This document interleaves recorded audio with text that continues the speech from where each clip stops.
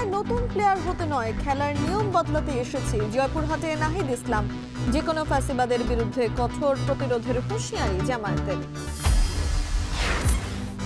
কুমিল্লার মুরাদনগরে ৩ জনকে পিটিয়ে হত্যার ঘটনায় গ্রেপ্তার ৮। মোবাইল ফোন চুরিকে কেন্দ্র করে হত্যাকাণ্ড বলছে র্যাব। সিলেটের পাথর কোয়ারি খুলে দেওয়ার সহ ৫ দাবিতে ৪৮ ঘন্টার পণ্য পরিবহন ধর্মঘট, ক্ষতির মুখে ব্যবসায়ীরা।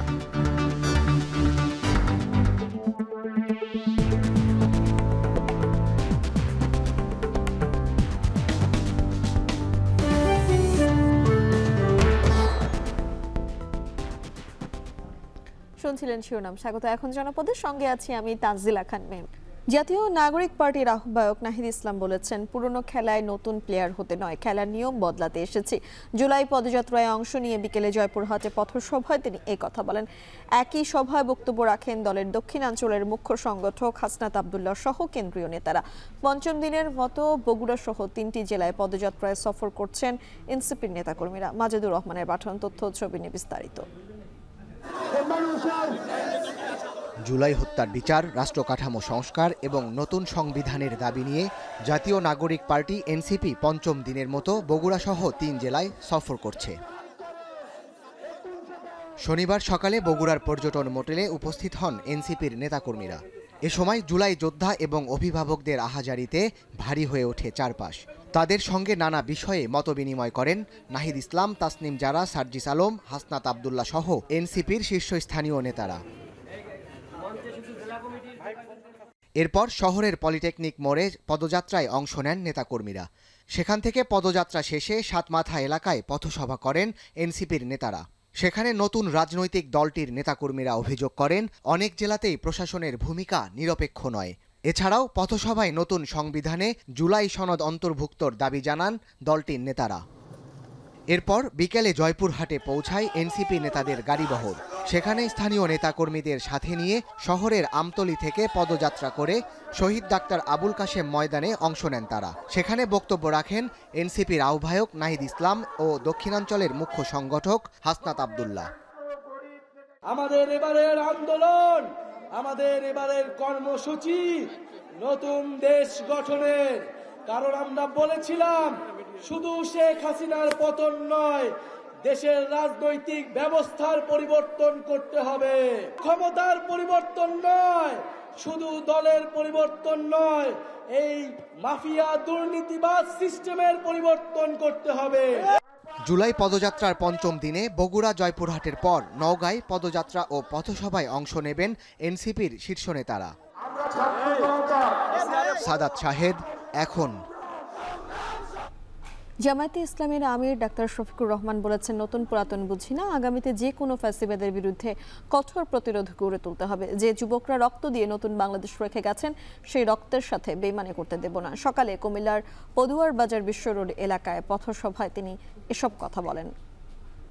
যে যুবকরা বুক চিতিয়ে রক্ত দিয়ে জীবন দিয়ে আমাদের কাছে বাংলাদেশকে আমানত রেখে গিয়েছে, আমরা সেই রক্তের সাথে কাউকে বেইমানি করতে দেব না ইনশাআল্লাহ। আমরা যেন তেন কোনো নির্বাচন চাই না।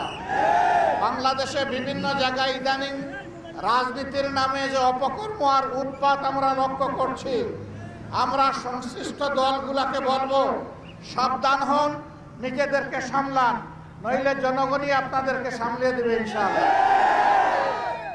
কুমিল্লায় মুরাদনগরের এক পরিবারের ৩ জনকে পিটিয়ে হত্যার ঘটনায় এখন পর্যন্ত ৮ জনকে গ্রেপ্তার করা হয়েছে।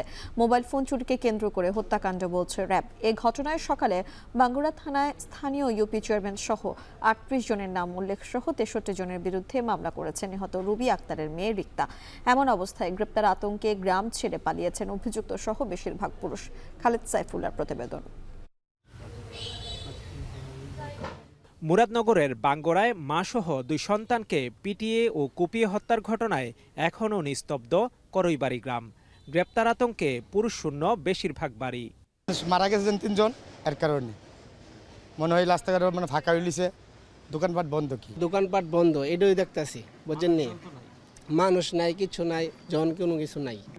ঘটনার 2 দিন পর ৩৮ জনের নাম উল্লেখ ও অজ্ঞাত 25 জনের নামে মামলা করেছেন নিহত রুবি আক্তারের মেয়ে। এর মধ্যে 8 জনকে গ্রেপ্তার করেছে র্যাব ও যৌথ বাহিনী। পাশাপাশি ঘটনার তদন্তে কাজ করছে আইনশৃঙ্খলা বাহিনীর একাধিক টিম। অপ্রীতিকর ঘটনা এড়াতে গ্রামটিতে মোতায়েন রয়েছে পুলিশ। আমরা গতকাল রাতে এজাহার পেয়েছি এবং আমরা মামলা নিয়েছি।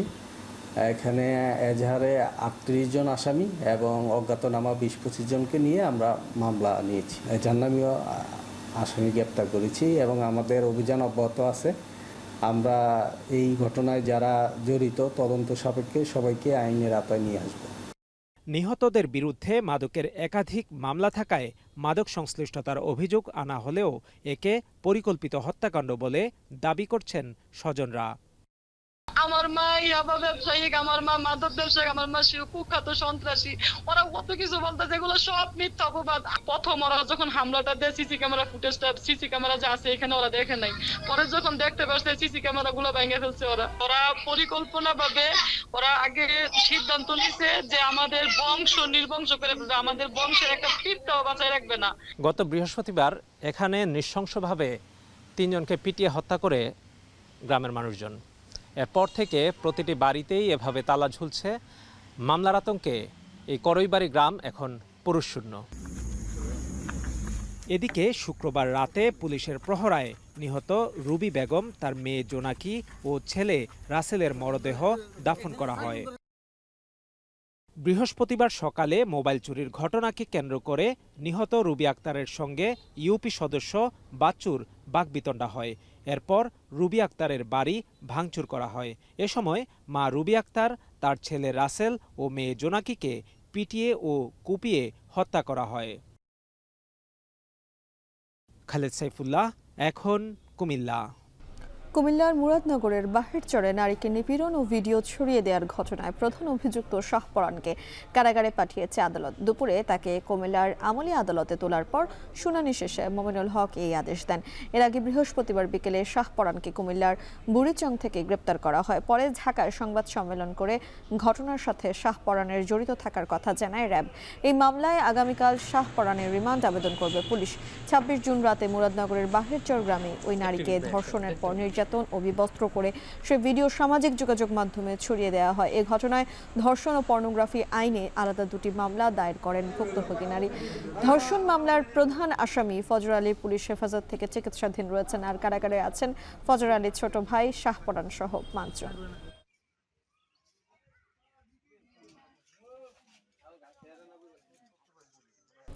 সিলেটের পাথর কোয়ারি খুলে দেওয়া সহ 5 দাবিতে 48 ঘন্টার পণ্য পরিবহন ধর্মঘট পালন করছেন জেলা ট্রাক, পিকআপ ও কভার্ড ভ্যান শ্রমিকরা। কর্মবিরতির কারণে স্থবির হয়ে পড়েছে পণ্য পরিবহন কার্যক্রম। ব্যবসায়ীরা বলছেন পণ্য পৌঁছাতে না পারায় সরবরাহ ও বাজারে প্রভাব পড়ছে। এই অবস্থায় চলতে থাকলে ক্ষতির মুখে পড়বেন সবাই। যদিও দাবি আদায় না হওয়া পর্যন্ত আন্দোলন চালিয়ে যাবার হুঁশিয়ারি তাদের। গুলজার আহমেদের প্রতিবেদন।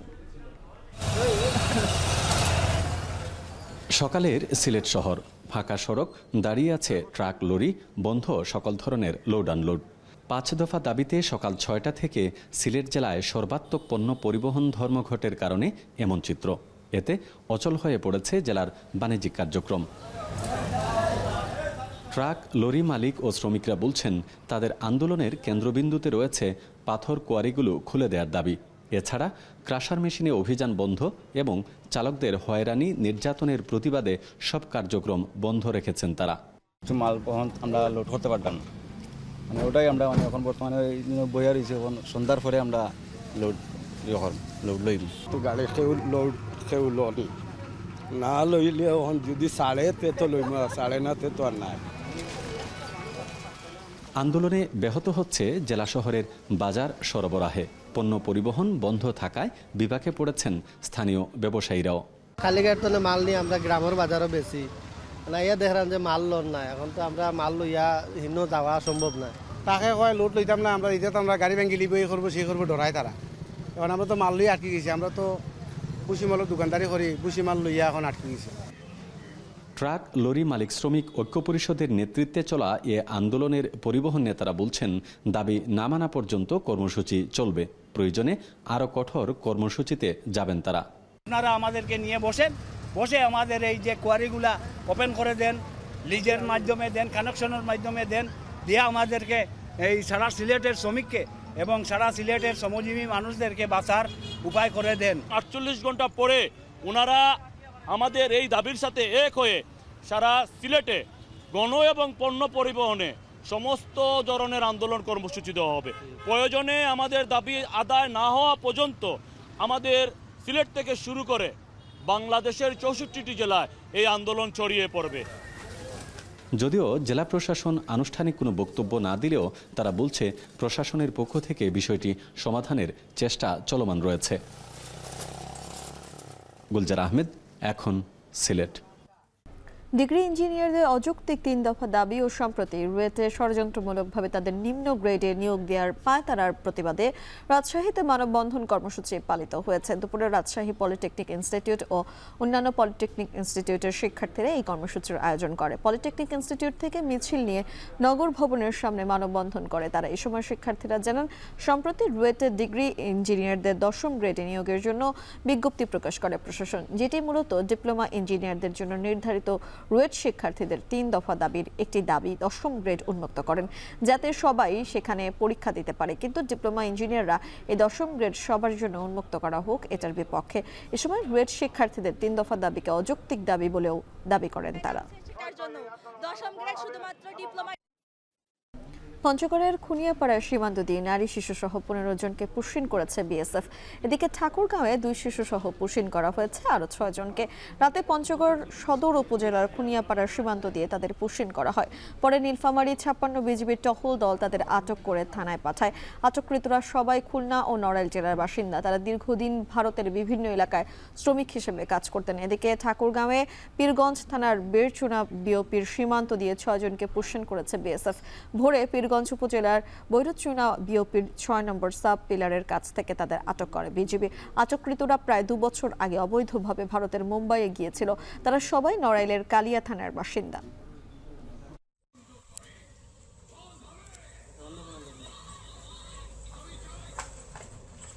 বরগুনায় ডেঙ্গুর হটস্পট ঘোষণার মাসখানেক পার হলে এখনও কমেনি প্রকোপ। সকাল 11টা পর্যন্ত 24 ঘন্টায় নতুন করে জেলায় আরও 66 জন ডেঙ্গুতে আক্রান্ত হয়েছেন। এ নিয়ে জেলায় চলতি বছরে এখন পর্যন্ত মোট আক্রান্তের সংখ্যা দাঁড়ালো 2357 জনে। এছাড়া আজ সকালে জেলার বাংলা উপজেলায় ডেঙ্গু আক্রান্ত 10 বছরের এক শিশুর মৃত্যু হয়েছে। হাসপাতাল কর্তৃপক্ষ জানায়, ডেঙ্গু আক্রান্ত শিশুটিকে মুমূর্ষ অবস্থায় বামনা স্বাস্থ্য কমপ্লেক্সে নেওয়া কর্তব্যরত চিকিৎসক তাকে মৃত ঘোষণা করে। যদিও তার মৃতের সংখ্যা এখনও সরকারি তালিকায় যোগ করেনি কর্তৃপক্ষ। জেলায় সরকারি হিসেবে 7 জনের মৃত্যু হলেও বেসরকারি হিসেবে সে সংখ্যা 20 জনের বেশি। জেলায় ডেঙ্গু পরিস্থিতির অবনতি হওয়ায় চাপ বেড়েছে হাসপাতালে সেবা হিমশিম কর্তৃপক্ষ। পরিস্থিতি সামাল দিতে জনসচেতনতার উপর জোর দিচ্ছে স্বাস্থ্য বিভাগ। শেরপুরের নালিতাবাড়িতে এক বন্য হাতির মরদেহ উদ্ধার করা হয়েছে। শনিবার ভোরে উপজেলার দাওধারা কাটাবাড়ি এলাকায় এই ঘটনা ঘটে। বন বিভাগ জানায়, নালিতাবাড়ি উপজেলার দাওধারা কাটাবাড়ি এলাকায় একটি বন্য হাতির মরদেহ দেখতে পায় স্থানীয়রা।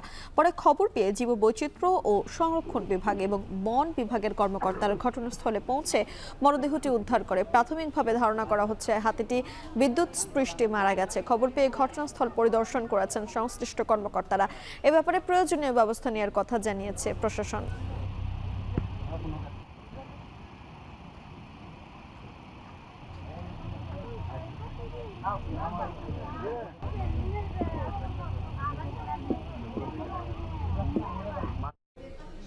শেষ করছি এখন জনপদ। এখন টেলিভিশন ওয়েবসাইটে দেখুন এখন.tv, ফেসবুকে দেখুন facebook.com/tv.এখন, ইউটিউবে দেখুন youtube.com/c/echontv।